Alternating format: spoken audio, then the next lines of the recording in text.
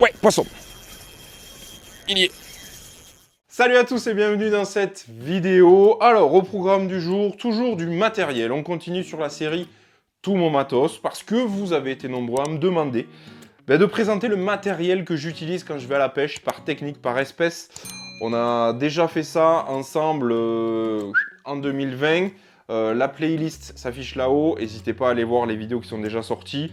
Le mois de janvier, là, au moment où je tourne ces images, eh bien, j'ai décidé de finir un petit peu toutes ces vidéos-là. Vous avez découvert récemment le brochet et la perche. Ces vidéos, tout mon matos, vous me les demandez, effectivement, et j'en profite de cette période-là, un petit peu plus calme en ce qui concerne ma pêche. Je ne suis pas un pêcheur d'hiver. Les conditions sont complexes quand on n'a pas trop d'embarcation. Donc, voilà, c'est pour ça que je préfère rester au chaud et vous tourner ces images-là. Une nouvelle fois, je ne vais pas vous apprendre à pêcher le sandre, c'est pas mon but, j'ai pas cette prétention là. Je vous présente juste le matériel que j'utilise pour les spots que je pêche et avec la façon de faire que j'ai, qui m'est propre. Mais ça peut vous aider à vous équiper dans du matériel et à comprendre certaines choses. On est parti. On commence comme à chaque fois avec les cannes et une nouvelle fois j'en ai sélectionné 3. Il y en a vraiment 2 et une troisième que vous avez déjà découvert dans une autre vidéo dont je vous parlerai un petit peu après. Mais la première, c'est celle-ci que vous connaissez depuis maintenant, je dirais, allez, 2 belles saisons. Voilà, c'est vraiment une canne que j'avais fait faire, puisque c'est une canne sur mesure, et bien vraiment pour le sandre. Donc c'est ma Black and White Power Finesse. Donc vous l'aurez compris, c'est une canne, une nouvelle fois, de chez Jazz Fishing Rod. Une canne sur mesure, haut de gamme, je me suis fait un petit peu plaisir.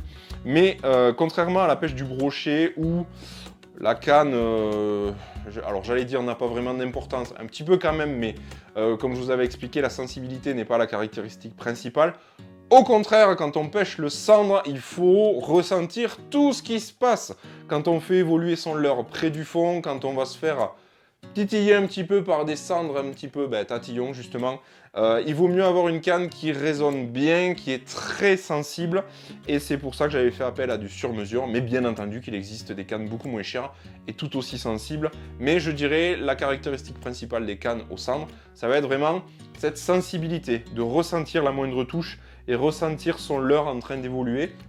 Et cette canne-là, donc une Black and White Power Finesse en spinning, eh bien, c'est celle que Jazz Fishing Rod m'avait fait. On avait vu ça ensemble. Elle fait 7,25 grammes de puissance. Alors, au départ, je l'avais voulu avec un talon assez court parce que je pêchais beaucoup en flotte tube.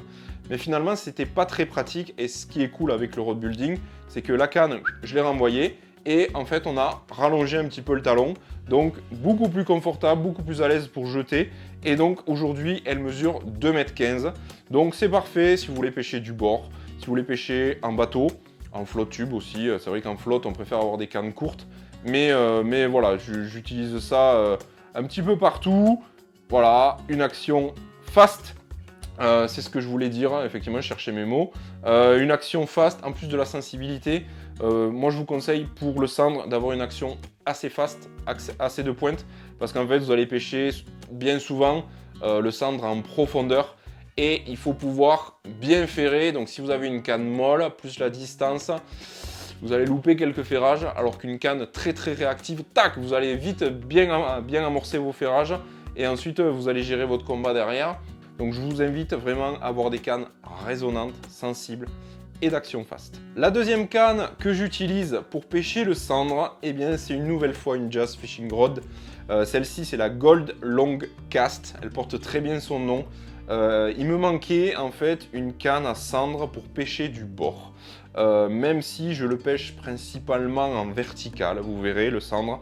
Eh bien, quand j'ai participé au YouTube Predator Cup, cette compétition de pêche du bord où on attrape notamment des cendres, eh bien, il me fallait une canne qui puisse lancer très loin. Et donc, pour pouvoir lancer loin, c'est mieux d'avoir une canne très longue. Donc, celle-ci mesure 2,45 m. Je crois que c'est la canne la plus longue que j'ai avec mes grosses cannes Big Bait.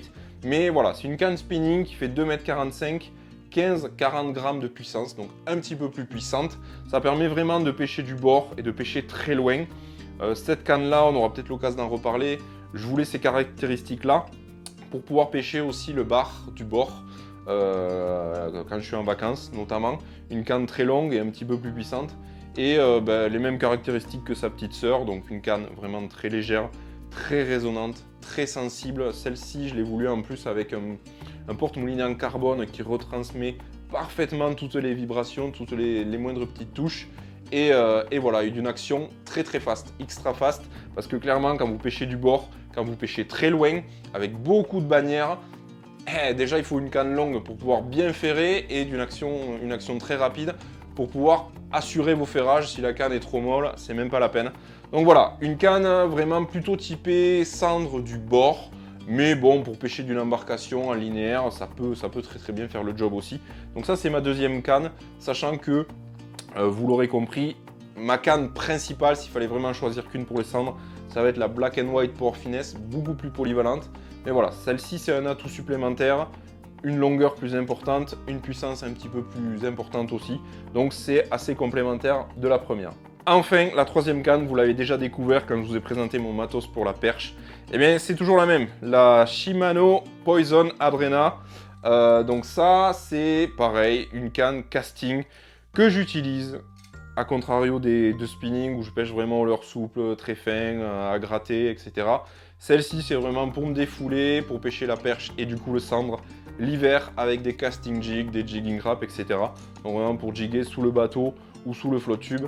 Donc voilà, c'est une canne que je prends aussi quand je vais pêcher le cendre. 10-28 grammes de puissance, 1,98 m. Et donc voilà, pour pêcher, hop, avec des leurres un petit peu de réaction en hiver. On commence les moulinets avec le premier, celui qui équipe ma Black & White Power Finesse. Donc c'est un moulinet vraiment classique, c'est le Shimano Stradic CI4+, en taille 2500, un ratio normal. Il a un frein très bien, un frein très progressif. C'est important ça, si on tombe sur des gros poissons, des gros cendres et qu'on pêche avec des lignes très fines, il vaut mieux que sur les quelques rushs que vont vous faire le cendre, il vaut mieux que le frein donne du fil tout doucement, très progressif pour éviter que ça casse. Après voilà, un moulinet léger, très confortable pour pêcher plusieurs heures en vertical. Rien à dire sur ces moulinets là, ça a fait ses preuves. Et bon voilà, RAS, ça équipe cette Black & White Power Finesse à merveille. Et sur la plus grosse canne, alors là, je l'ai équipé d'un Daiwa Luvias. Là, ce moulinet, il est pareil, c'est la même philosophie que pour la canne en fait. Je voulais quelque chose pour pêcher le cendre du bord et le bar du bord. Et quand on lance très loin, quand on pêche à grande distance, eh bien la particularité c'est qu'il faut conserver le contact avec son leurre. Bon, ça c'est d'une manière générale, mais quand vous pêchez très loin, qu'il y a un peu de vent, la bannière se détend, donc il faut quand même un moulinet qui a un gros ratio pour garder quand même le contact avec son leurre. Là c'est une taille 4000. Parce que la canne est un petit peu plus puissante, avec 15-40 grammes, et pour pouvoir pêcher le bar aussi, c'est des moulinets un petit peu plus costauds. Un gros ratio, que dire de plus, ça tourne à merveille, pareil, un frein très progressif si jamais on utilise des lignes fines pour pas casser sur les rushs. Donc voilà, relativement classique sur les moulinets. Et le troisième moulinet, je vous l'ai déjà présenté, pareil, ça n'a pas vraiment d'importance, c'est un Abu Garcia Revo MGX2. HS, voilà, parce que c'est un gros ratio, parce que j'utilise sur d'autres pêches. Mais là, ça n'a pas vraiment d'intérêt, c'est vraiment une réserve de fil, parce que vous laissez tomber votre leurre au fond, vous jiguez, peu importe le moulinet, il suffit qu'il soit léger et confortable. Voilà. Pour les fils, alors là ça va être hyper simple, c'est évident, je vais utiliser de la tresse pour pêcher le cendre. Alors sur le premier moulinet, ça sera une tresse en PE1, et sur le second moulinet, un petit peu plus puissant, cet ensemble-là, ça va être une tresse en PE 1,2. Donc voilà, c'est des tresses 8 brins, rondes, silencieuses, très tactiles, qui se lancent bien et qui ont une résistance suffisante. Donc ça, c'est top. Et voilà, des tresses relativement fines quand vous pêchez le cendre. Privilégiez du 10 au 15 centièmes. Ça sert à rien de monter trop haut.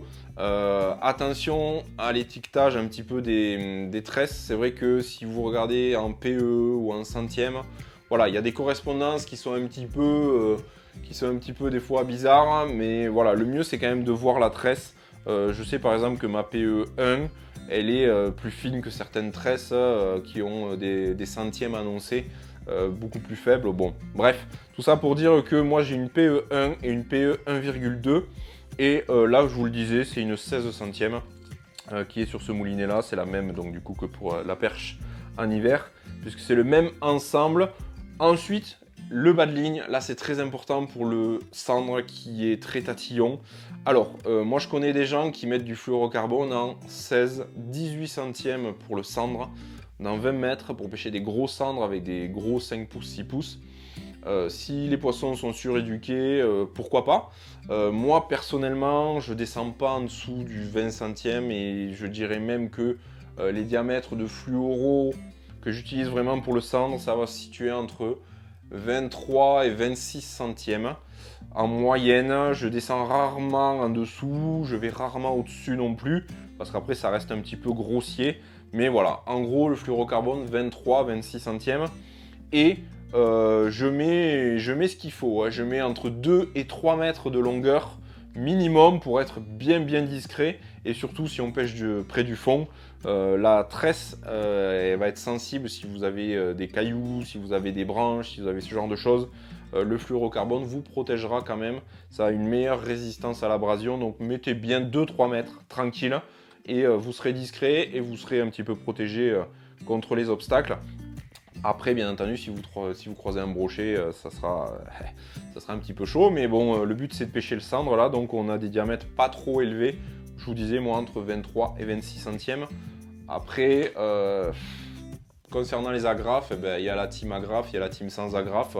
Voilà, je me souviens de quelques débats que j'ai vus récemment, des très grands pêcheurs de cendre qui disent « Ah non, il faut surtout pas d'agrafe ».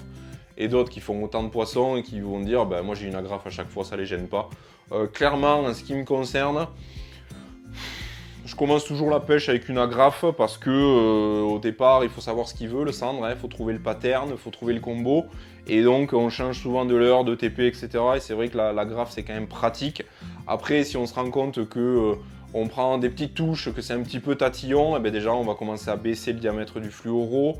On va travailler son animation et on va peut-être enlever l'agrafe aussi. On va jouer la discrétion au maximum. Mais clairement, il y a deux écoles avec ou sans. Perso, moi je fais les deux, donc j'ai pas vu de différence plus que ça. Je pêche pas le cendre énormément non plus, mais là vraiment j'ai pas d'avis. Si vous voulez mettre une agrafe, mettez-en une. Si vous voulez pas en mettre, eh ben, n'en mettez pas. C'est pas obligé. On en arrive au leurre, hein. Et là, ça va être bien plus facile que pour toutes les autres vidéos tout mon matos parce qu'il y a quasi exclusivement qu'un seul type de leurre que j'utilise quand je pêche le cendre. Ça va être le leurre souple. Alors, je sais qu'on peut pêcher le cendre au crankbait, avec des leurres durs, au jerkbait minnow. Il y en a même qui arrivent à en prendre un top water. Mais voilà, 90% des gens vont quand même utiliser le leurre souple parce que c'est ce qui va le mieux marcher. Et c'est surtout comment je pêche le cendre moi et où je le pêche et à quelle période je le pêche. Le leurre souple, c'est ce qui ressort à chaque fois. Donc c'est pour ça que j'utilise principalement du leurre souple.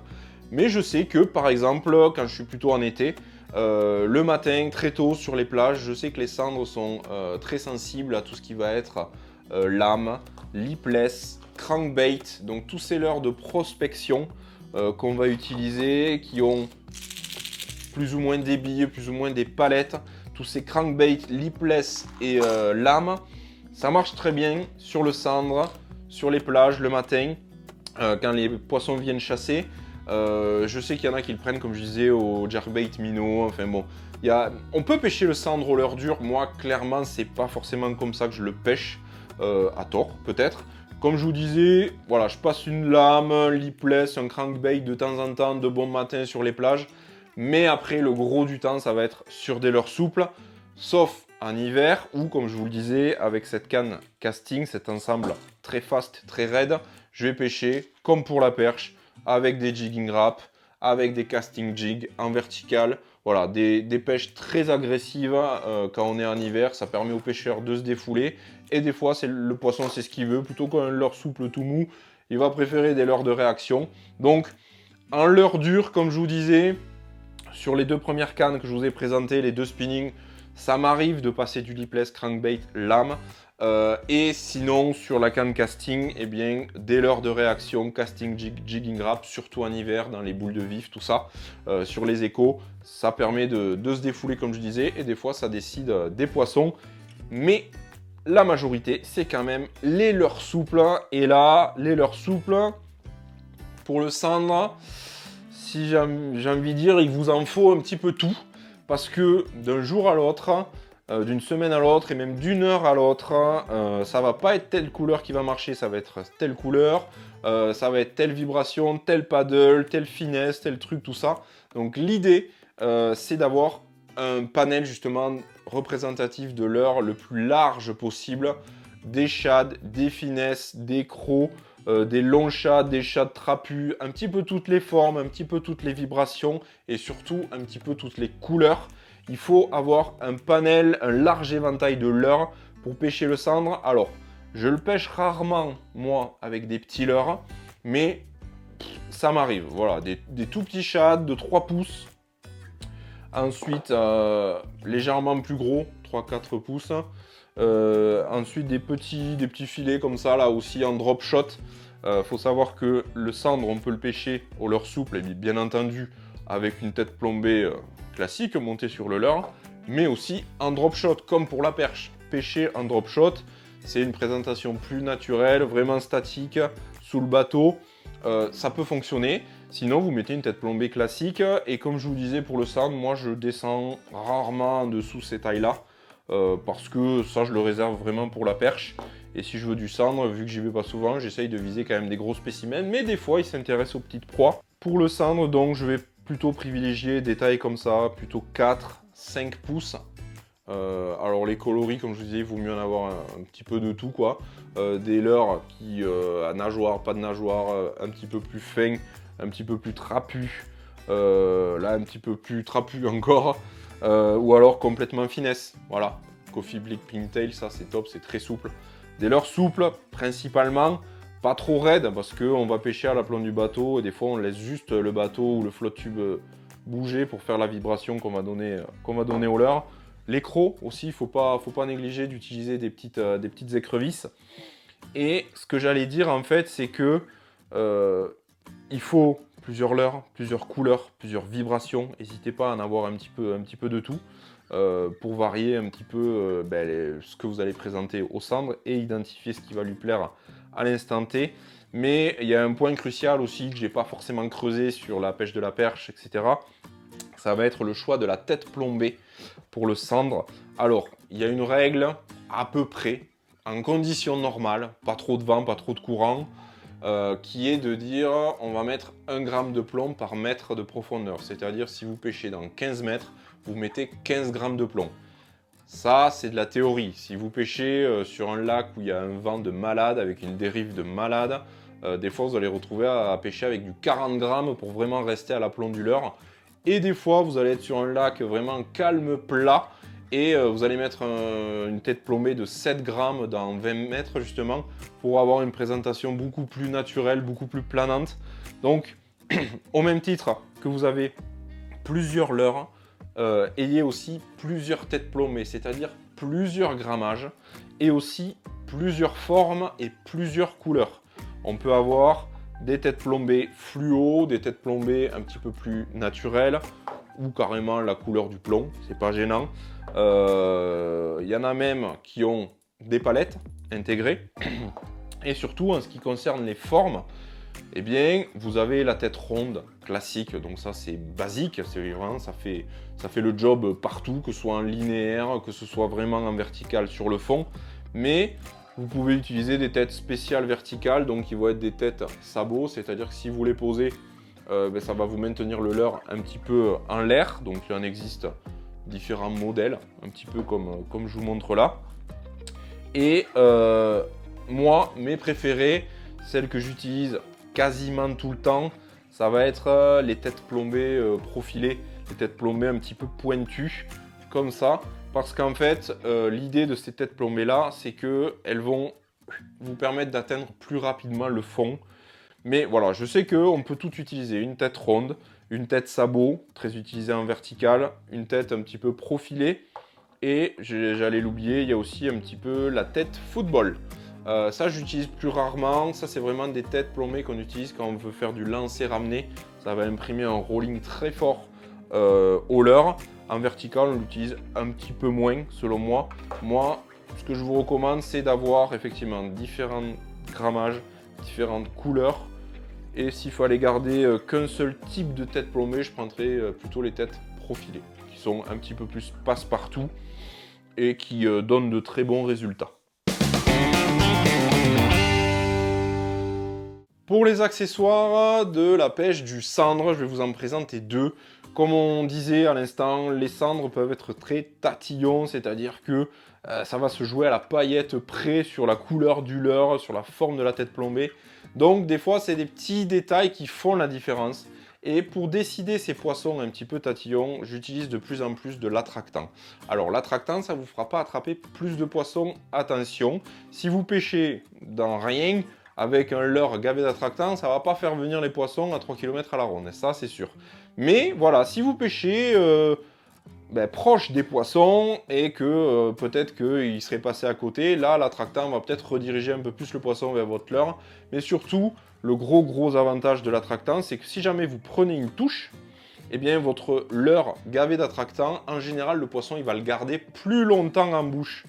1-2 secondes de plus peut-être, avant de se rendre compte que c'est vraiment du plastique dégueulasse, et ça vous laissera plus de temps pour pouvoir assurer votre ferrage. Donc c'est un petit plus quand on pêche le cendre, surtout en vertical, voire en linéaire aussi. Et le second accessoire, là c'est surtout quand on pêche en vertical, vraiment le leurre très près du fond, dans les obstacles, et ça arrive souvent qu'on s'accroche. Donc pensez au décroche-leurre. Ce petit outil hyper basique en fait, vous avez votre leurre qui est accroché au fond par exemple, et bien vous faites passer votre tresse là, votre bannière dans les deux anneaux, et en tenant la corde bien sûr, vous faites descendre votre décroche-leurre le long de la ligne. Alors avec l'impact déjà du décroche-leurre, ça peut décrocher votre leurre, sinon en agitant un petit peu, vous allez normalement faire prendre votre leurre dans les chaînettes, et après avec la corde vous allez pouvoir tirer et arracher. Alors de temps en temps ça tord les hameçons, il faudra changer la tête plombée, mais bon, vous allez pouvoir sauver votre leurre si c'était le dernier de la boîte et qu'il n'y a que ça qui marche. Donc voilà, c'est un petit accessoire que j'utilise aussi pour la pêche du cendre. Vous le voyez pas en vidéo parce que ça serait un peu trop long de vous montrer à chaque fois que je décroche le leurre, mais bon, ça m'a sauvé quelques leurres quand il y a vraiment qu'un seul leurre qui marche et qu'il vous en reste un dans la boîte et 6 heures de pêche. Eh bien, je peux vous dire que vous n'avez pas envie de le perdre, parce que sinon, vous allez passer à côté de la session. Donc, c'est un petit outil, un petit accessoire qui est assez important. Voilà, cette vidéo, tout mon matos pour le cendre est terminé. J'espère que ça vous aura plu. J'espère que je vous aurai donné quelques éléments, surtout aux débutants. Si vous ne savez pas trop comment vous équiper, je pense qu'on a plus parlé vraiment caractéristiques des leurres, caractéristiques des cannes pour pêcher le cendre. Alors, principalement depuis une embarcation, c'est ce que je fais, mais avec des cannes plus longues, vous pouvez pêcher du bord également, pêcher vraiment en linéaire, soit décollé, soit vraiment sur le fond, lentement, en faisant des pauses. Voilà, variez un petit peu, testez les choses. N'hésitez pas à regarder, il y a des gens qui ont fait des tutos sur vraiment comment pêcher le cendre. Moi, j'ai pas cette prétention-là. Mais en tout cas, j'espère que cette petite vidéo, une nouvelle fois, tout mon matos que vous m'avez demandé, j'espère que ça vous aura plu. N'hésitez pas à le dire en commentaire.